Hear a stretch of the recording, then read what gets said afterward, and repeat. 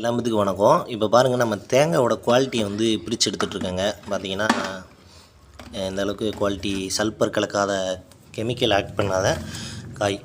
இப்போ இதிலே பார்த்திங்கன்னா வேஸ்டேஜ் வந்திருக்கு. இப்போ மழை காலம் வந்துருச்சுல, ஸோ அதனால் ஈரப்பதம் அடித்தா இந்த மாதிரி பூஞ்சு அடித்து வேஸ்டேஜ் வரும். ஆனால் இதுக்கு ஏற்கனவே இது மரத்தில் கெட்டு போன காய். இந்த பார்த்திங்கன்னா எல்லா காயுமே பாருங்கள் அந்த பூஞ்சு அடித்து இருக்கும்.